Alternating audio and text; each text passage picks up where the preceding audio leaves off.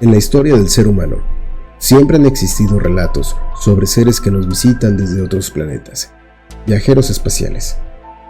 Desde los jeroglíficos hasta los videos modernos de alta resolución, se han plasmado lo que aparentan ser naves espaciales y seres extraterrestres. Es un grupo reducido de personas las que logran captar o vivir estos avistamientos, pero son aún más reducido un selecto grupo de personas que han tenido encuentros cercanos del cuarto tipo, en donde interactúan frente a frente con estos seres, que son llevados al interior de las naves y en ocasiones de forma constante. Estos son los famosos abducidos. El día de hoy vamos a presentar 3 de los casos más famosos, los cuales han llamado la atención de investigadores ufológicos y han trascendido por su nivel de veracidad en cuanto a testimonio y evidencias. Quédate hasta el final de este video, te invito a que te suscribas, actives la campana de notificaciones y compartas nuestros videos en tus redes sociales. Es totalmente gratis. Ahora vamos a comenzar con estos relatos.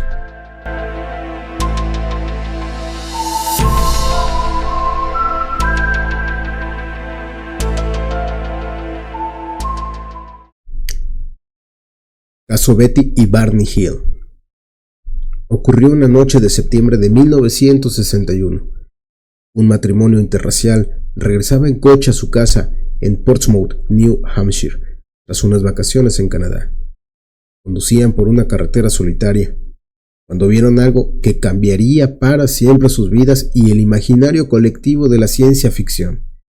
Un objeto brillante en el cielo que parecía seguirles. Se detuvieron, escucharon un zumbido, sintieron una confusión y luego nada. Aquella noche marcaría un antes y un después en su relación y en nuestra sociedad.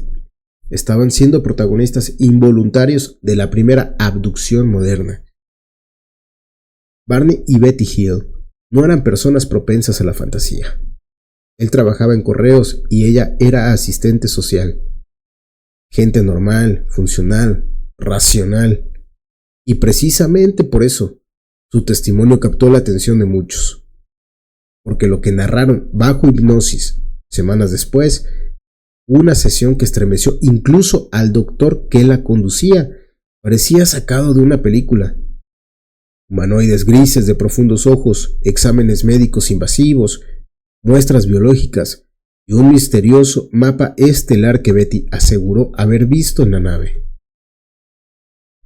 Lo fascinante del caso Hill no es solo que fuera la primera abducción alienígena mediática de la historia de Estados Unidos, sino que sentó las bases del fenómeno moderno. Los grises, las ondas, la amnesia, los regresos hipnóticos. Su relato sería el primero de muchos que repetirían un patrón y una serie de elementos comunes a todos los contactados o secuestrados. Podría decirse que todo empezó con ellos. Y sin embargo, cuanto más se analiza, más desconcertante se torna. Betty Hill dibujó, años después, el mapa estelar que había visto a bordo de la nave. Según algunos astrónomos, coincide sospechosamente con el sistema Zeta Reticuli, a 39 años luz de la Tierra. ¿Casualidad? ¿Una proyección inconsistente alimentada por la cultura pop de la Guerra Fría? ¿O un eco real de algo inenarrable? Los escépticos señalan que los Hill no recordaron nada hasta las sesiones hipnóticas, que había estrés, cansancio y suposiciones racistas. Era obvio que Barney sufría discriminación diariamente, como factores que podrían haber influido en su percepción, pero otros creen que precisamente esa normalidad los hace más creíbles. Betty nunca dejó de contar lo que ocurrió, y Barney murió joven, devorado por la ansiedad y por sus traumáticas pesadillas. El caso llegó a los periódicos, inspiró películas, novelas, reportajes y varios análisis. Se convirtió en una semilla para alguno de los tramas de la famosa serie Expedientes Secretos X y toda una iconografía moderna del horror ufológico. Lo que vivieron los Hills, fuera real o psíquico, terrestre o cósmico, nos confronta cara a cara algo más grande, el miedo a lo inexplicable, aquello que puede llegar desde el cielo y no pide permiso. Como número 2, tenemos el caso de Calvin Parker y Charles Hickson. La historia de dos hombres que dijeron haber sido abducidos por extraterrestres mientras pescaban en el río Pascagoula en Mississippi es ahora una leyenda de más de 50 años. El 11 de octubre de 1973, Calvin Parker y Charles Hickson pescaban en la orilla del río Pascagoula en Mississippi, cuando Parker se distrajo al ver unas luces azules que se reflejaban en la superficie del agua. Al principio, creyeron que se trataba de las luces de un coche patrulla, pero en realidad fueron objeto de una abducción extraterrestre. Los dos pescadores alzaron la vista y vieron una gran aeronave con forma de balón de fútbol americano descendiendo de las nubes. No emitían ningún sonido, solamente un ligero silbido. La nave se posó sobre ellos y aparecieron tres criaturas flotando en el aire, dirigiéndose hacia Parker y hacia Hickson. Parker describió a los seres como si tuvieran pinzas en lugar de manos y hendiduras de aspecto robótico en lugar de bocas. Uno no tenía cuello, era gris, mientras que los otros dos parecían tener formas más femeninas. Las criaturas sujetaron con sus pinzas el cuello de los dos pescadores, pero estos no se resistieron. Parker relata una sensación de entumecimiento, una ausencia total del miedo. Estaba en un estado de trance, y los dos hombres fueron llevados a bordo de la nave espacial, donde se les practicó varios experimentos. Parker y Hickson afirman que estaban totalmente conscientes, pero paralizados, mientras tres criaturas los subían a bordo y los experimentaban. Las autoridades también recibieron docenas de llamadas telefónicas esa noche sobre personas que afirmaban haber visto algo inusual en el cielo. Según la pareja, inicialmente decidieron no reportar el incidente, sino que fueron a la oficina de prensa de Mississippi para compartir su historia. Al enterarse de que no había periodistas presentes, fue entonces que la pareja continuó hasta la oficina del sheriff para hacer un reporte oficial. Al llegar a la comandancia, el capitán Ryder no les creyó. Y tras la entrevista que les realizó a estos dos amigos, dejó intencionalmente una grabadora oculta en la sala de interrogatorios, con la esperanza de oír a alguno de ellos declarar que todo era un engaño.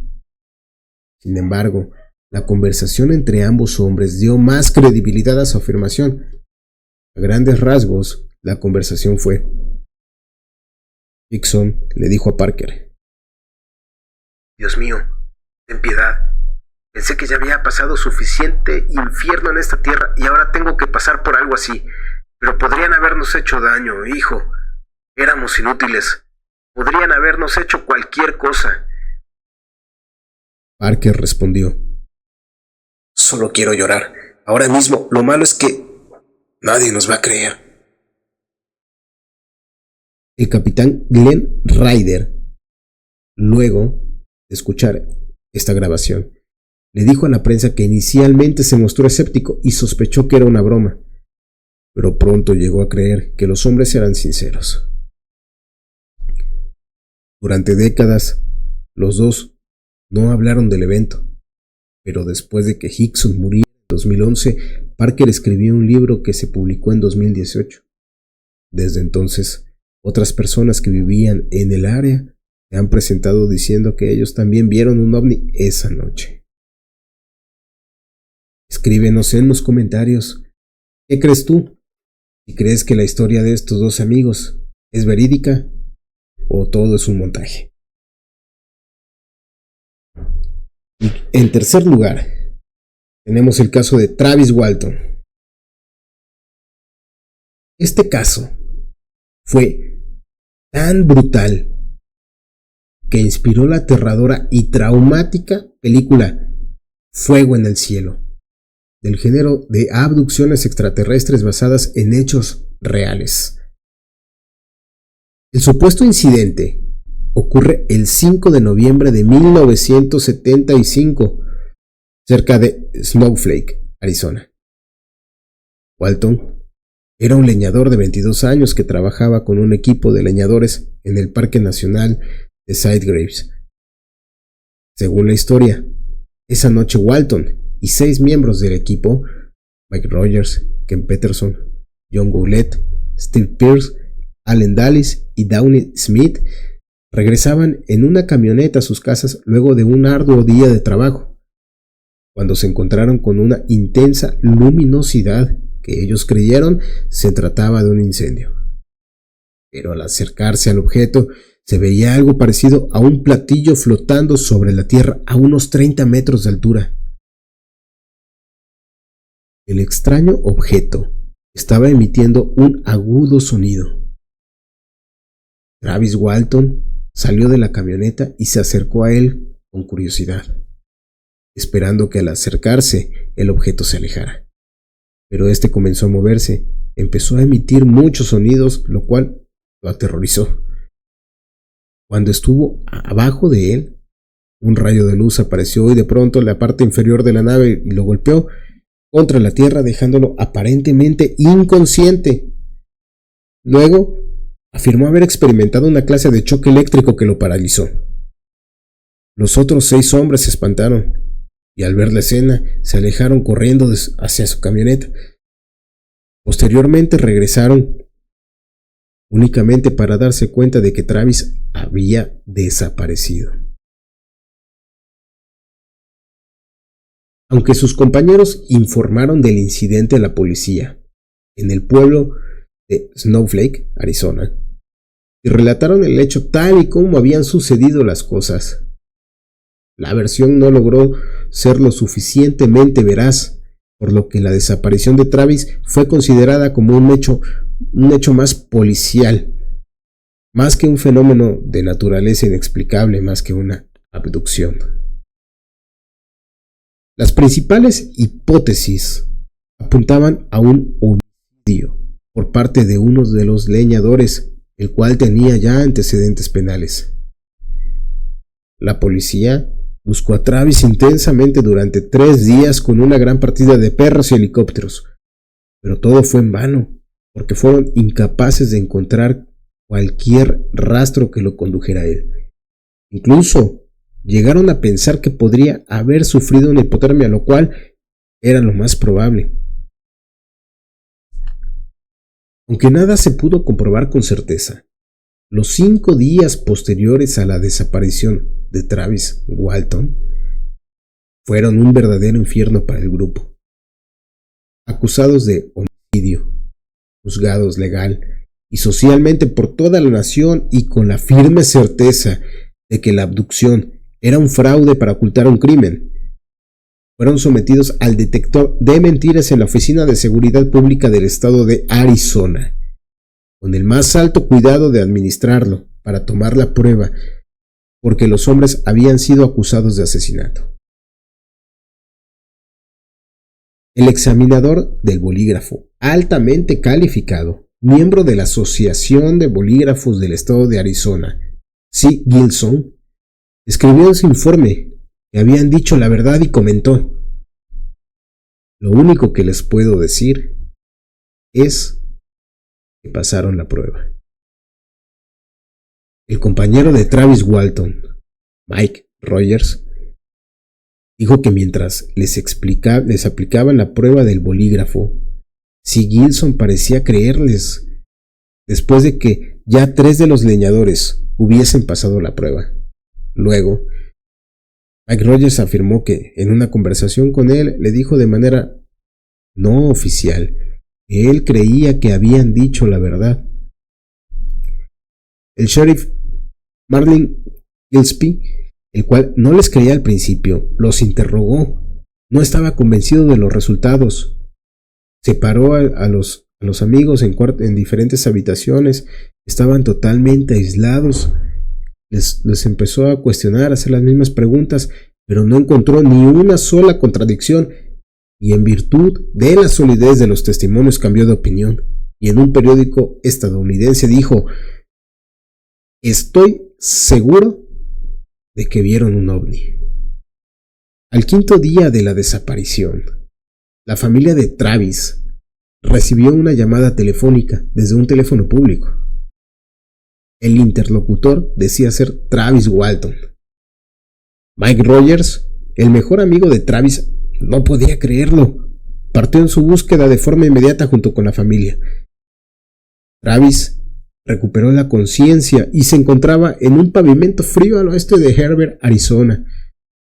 Cuando llegaron al lugar que se mencionaba en la llamada, un teléfono público ubicado en una gasolinera, encontraron a Travis al lado del teléfono público. Travis apenas hablaba y se encontraba en un estado físico y psicológico sumamente deteriorado.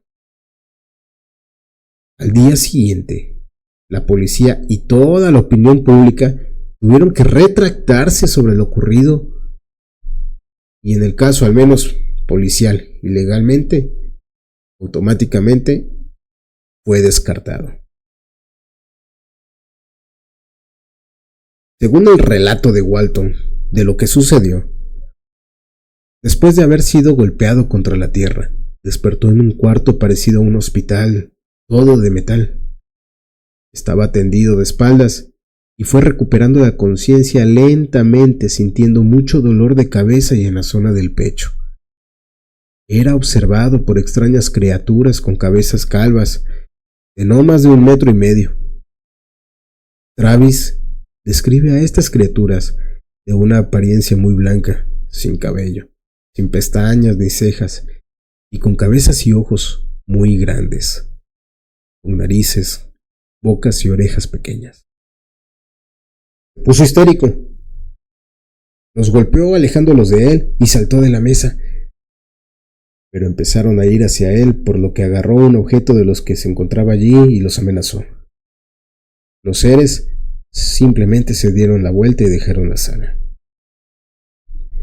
Como Travis tenía mucho miedo de que los seres volvieran, salió de allí y entró a otra sala donde había una especie de proyección como un mapa de estrellas y enfrente una silla. Mientras intentaba encontrar una salida, un hombre de apariencia humana más alto que él, más grande, más musculoso, con pelo castaño, rubio y ojos color avellana, y con un casco, entró en la sala. Travis intentó hablarle a este hombre, pero él jamás le respondió. Lo dejó a las afueras de la nave en lo que se encontraba, la cual estaba aparentemente dentro de una gran sala o construcción, o probablemente una nave más grande. Este lo dejó entrar en otra sala, donde otros humanos, como el anterior mencionado, le pusieron una máscara de plástico sobre la cara y lo dejaron inconsciente. La siguiente cosa que recuerda es que estaba tendido sobre la autopista, viendo el platillo volar, despegando hacia arriba rápidamente. Solo era capaz de recordar unas pocas horas del tiempo que desapareció y se sorprendió mucho cuando le dijeron que habían transcurrido ya 5 días. Por lo que cuenta Travis, estos seres, estos extraterrestres, trataban de conocer más sobre el cuerpo humano, sobre nosotros, los seres humanos. Pero al final parece que respetaron su decisión y lo regresaron a donde pertenecía. Tal como estos, hay muchos casos más a lo largo del planeta. Muchos de ellos no son conocidos, ya que la gente prefiere no contarlo por temor a la percepción social de ser considerados como personas sensacionalistas y mentirosas. Muchas de ellas tienen muchas similitudes en sus experiencias. Otras más transmiten un mensaje el cual les fue dado durante estas abducciones. Sin duda, es un fenómeno extraordinario que sucede actualmente y poco a poco ha ido atrayendo más atención. Quizá, en un futuro no muy lejano, se pueda dar a conocer el verdadero origen de estas experiencias. En realidad, son originadas por seres extraterrestres y cuál es el verdadero objetivo. Cuéntanos en los comentarios qué te parecieron estas vivencias, si conoces a alguien que haya pasado por algo similar o si has tenido algún tipo de avistamiento. Si te gustó este video, déjanos un like, compártelo en tus redes y suscríbete a nuestro canal, es totalmente gratis. Yo me despido, nos vemos hasta el siguiente video. Muchas gracias.